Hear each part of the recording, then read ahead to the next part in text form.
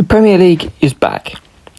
20 teams are going to be battling it out for the season to see who comes out on top.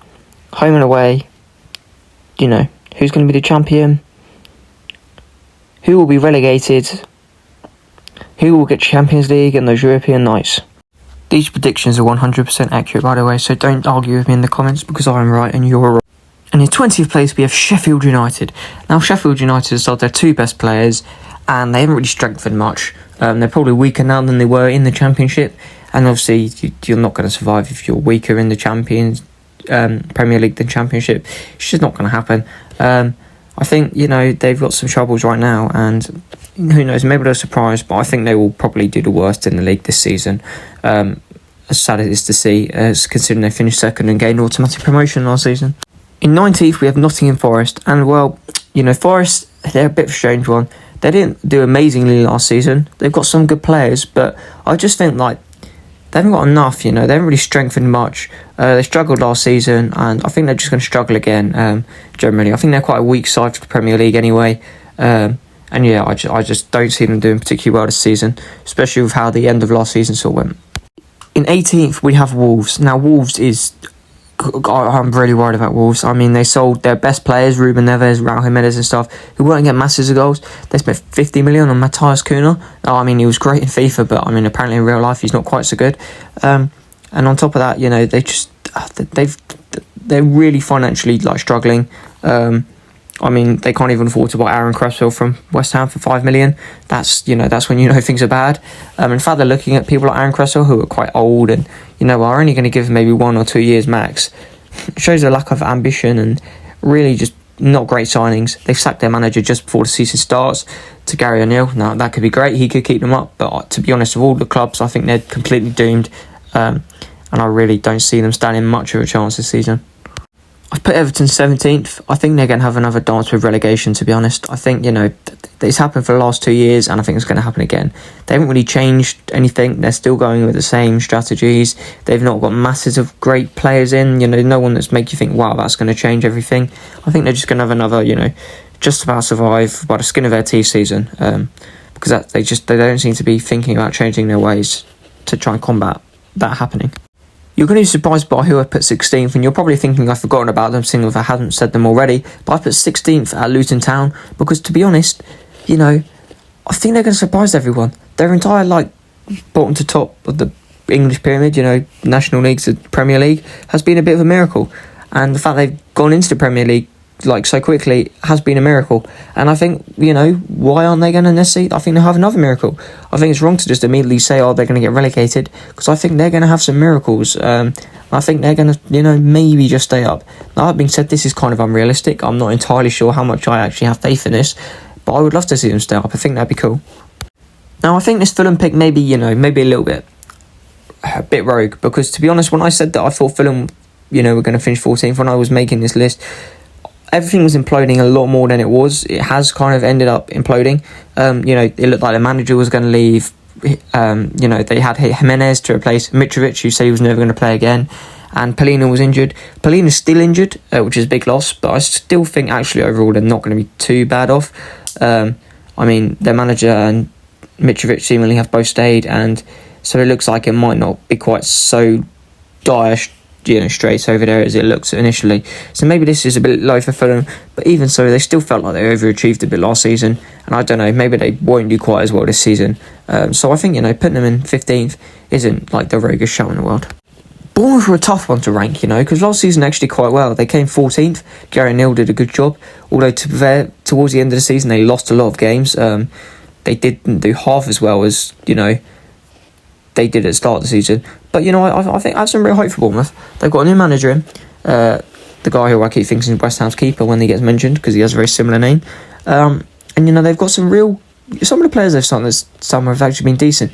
They've realised that, they're never going to be able to go and sign, big Premier League players. So they've kind of focused on, good Championship players who, a lot of Premier League clubs are kind of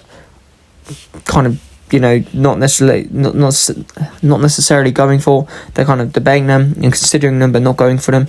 And I'm really I think they've got some clever strategy there. I think they've signed some good players from teams Bristol City and Norwich with Alex Scott and Max Aarons, and they've really, got some good young talent in there who I think if they can stay up this year, then those talented players will come good next season. I think they'll have a really great season next season. As we're recording this, Burnley played last night, and well, they lost 3-0. But I've put them 13th because I still have hope in Burnley, because last night against Man City, the best team in the world, they had some great chances to score. Now they didn't, and there was a few opportunities where I think they definitely could have scored if they had taken an extra pass or something. But it's the first night I'm back in the Premier League against like the best team in the world. It was always going to be a tough match, and I think they did a good job despite that, and I think it showed some real promise from Burnley, because despite the fact they were playing the best team in the world, they still put up a good fight and nearly had some great chances. And next up in 12th we have Crystal Palace. They've sold loads of their best players. Elise's probably going or is injured. Zaha's gone. They might lose Eze before the end of the window. Looks like a few clubs might be interested, especially if West Ham lose Paqueta. I can see us going for him. He would be a great replacement. So yeah, I definitely think they're going to struggle. They've made some alright signings like Leno, but I don't see it being like a astounding season for them. I think they're going to struggle a little bit.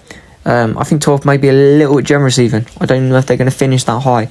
But, I think they've played all right like last season. And I think, if they can just keep hold of a couple of the players that they got, they stand an all right chance. And in 11th place, I've got Brentford. Now, this, Brentford's a hard one because they've lost Tony. So you would think, they're going to really struggle. But at the same time, they've still got a decent team. I think 11 may be a little bit high, but then I think when you consider some of the teams that are below them that are nowhere near as good, you've got to think, actually, well, no, that's not quite so far-fetched. I mean, I feel like the bottom half of the Premier League is very hard to predict this year because the quality is like nowhere near as good as the top half, and it's really difficult to work out who's going to come where. But I can see Brentford coming in a solid 11th if Tony comes back and does amazing things, and if they can hold up while he's not there. And in number 10, we have the mighty Lions, West Ham United, my team.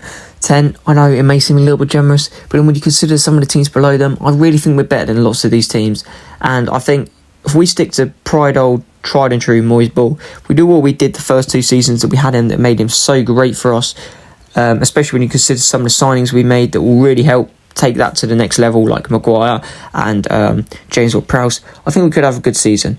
We've got some issues, and I'm not going to deny that. We've got lack of coaching staff and things, but I think by the end of the window we'll have sorted that out, and once we get through this tough run of fixtures like Chelsea, Liverpool, Man City quite early on, we should have a good run, and I think we can easily make it up to 10th, if preferably not higher. The club I really don't want to do this well, Aston Villa, 9th. Now, a lot of people saying they're going to come higher. I don't think so. I think they're an incredibly overrated side to start with. I mean, they come 7th once, which is amazing. Well done to them. But that doesn't mean they're suddenly going to be challenging for top 4, which a lot of people are almost making out there like they will be. I don't think that's true. I think Emery's done a good job, and I think they made some good signings. However, also, I've seen things like saying their signings might not necessarily work as well for them as people are making out. Their current system, they heavily rely on the aerial dominance from Tyrone Mings, which they'll completely lose with Pau Torres if they put him in over him. So, I think there's definitely some kinks that need to be ironed out at Aston Villa, and they're not going to instantly just walk the league like everyone's suggesting that they will do. No, they're going to have a tough time of it as well, and I don't think they're going to necessarily be pushing right back into Europe with ease again. In number 8, I've got Brighton. Now, Brighton have sold some great players. They've sold Caicedo, they've sold McAllister and people, so I don't think they're going to struggle, but I definitely think there's going to be a bit of an adjustment, and they're maybe not going to start off quite as strongly as everyone expects them to. I also think that they've got Europe, they're going to be a bit distracted, they're not going to necessarily be focusing on the league quite so much. So I think 8's a still solid, respectable position when you consider the teams above them, and I think Brighton will still do well, but maybe just not quite as well as last season. It'll probably be a tight points gap up there between sort of 10th to 6th, so I can see Brighton only just missing out, or 8th is still European football now next season, probably, the Conference League, so got to respect it really. And in 7th we got Newcastle. Now you're probably thinking, wait, so you're putting the top 6, in the top 6? And well, yeah, I am, but that's because I think the top 6 are really just showing a lot of promise this season. But to Newcastle, I think Newcastle have strengthened quite well, but I just think with Europe, Champions League, if they get through, they're going to be quite distracted. I can definitely see them doing well in the Champions League. And I just think, Newcastle, I don't think they're going to do quite as well as last season. They did very well last season. I just don't think that's necessarily going to be replicated to the fullest extent. But I still think they're going to do well. I mean, 7th is still, possibly Europa next season. That's good. Newcastle shouldn't be complaining about Europa League. That's a good tournament to be in, and it's one they stand a good chance of winning if they do get into it, which I don't see in the Champions League. And in number 6, one of the many bottle jobs that we have in the Premier League, Tottenham Hotspurs. You know, Spurs in 6th might seem high. They've just lost Harry Kane. However, you know, I watched them play against West Ham in that pre-season friendly in Australia, and their attacking football was amazing. Even without Kane, you know, they scored 2 goals. I think Kane, you know, he's a big loss, but at the same time, I think Postecoglou, he'll find someone. He's got a lot of money to play with to get a good striker in, and I think they'll really do well next season. I think maybe Richarlison will come good, and you know, who knows? I reckon Spurs can do well. I think their football they're playing is quite well. The fact they were 2-0 up against Barcelona until the 80th minute says it already. That suggests there's big things to come from Spurs this season.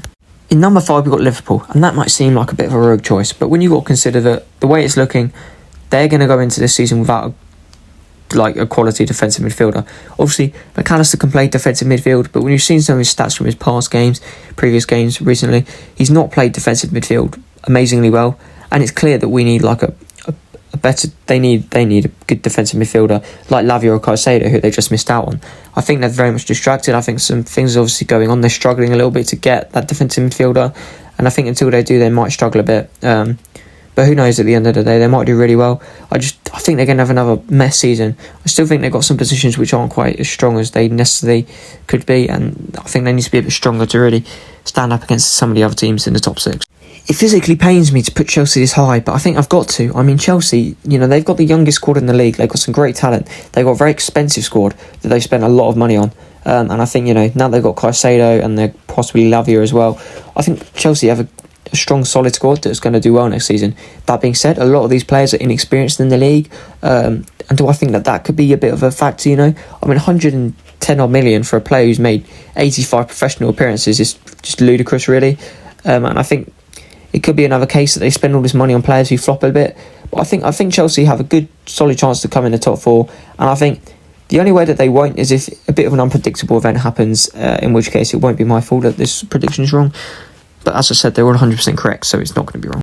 And if we are Man United, same position as last year. I think they've made some good strengthenings, but obviously players like Rasmus Højlund are injured, and I still think it's going to take a bit of adapting. I think Højlund is a bit of a random signing. I mean, I know a lot of people are saying he's going to be great, but he made 7 goals in the Serie A. I know he's only 19, but I mean, 7 goals in the Serie A, it's nothing that special, is it really?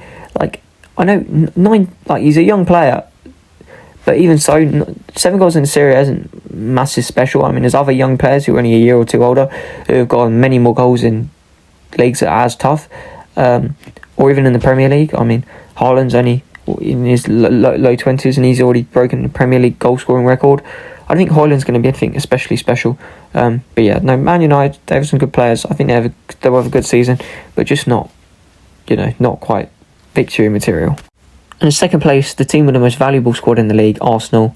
You know, it's a tough call between Arsenal and Man City. I think Arsenal have got a brilliant squad. I think the signings of Declan Rice, Kai Havertz, I thought was a bit strange at first, but watching him in that match, the Community Shield the other day, I'm starting to think maybe not. And also Julian Timber, I think they've got a solid side. I think they're going to do really well again next season. Enough to beat Man City? I don't think so. Although, to be fair, I will say if there was a season to beat Man City, it'd be this one. They've just won the treble, I know, but they've had to sell a lot of their key players like Ilkay Gundogan this season. And what I didn't necessarily lose as many as I was expecting them to. They kept Walker and they kept Bernardo Silva. I definitely think this, it's a season you're going to get them if you're going to get them. So Arsenal could win, but at the same time, I think second for them is more likely to be where it's at with the signings they've made and the manager they've got. And so obviously that means I think Man City are going to take the title once again. I think they're the best team in the world, they were. And I think they're going to do very well again this season. I think, as I said, maybe they could be beaten. If there was a season, it'd be this one. But, Haaland, he scored a brace last night against Burnley. And one of them was an absolute banger of a goal, to be fair. And then, again, they had several other chances. I think City, sometimes, they don't take their chances, which could be why they lose. But I think they're going to do well next season. They're very careful. They're very methodical. They got Pep. I mean, he was having to go Haaland after he scored a brace. I mean, in one half, mate, they're just going to win. We all know it to be true. And this is how the final table looks. How right will I be? We'll have to find out. But yeah, let's see the end of the season, see how this all goes, I guess.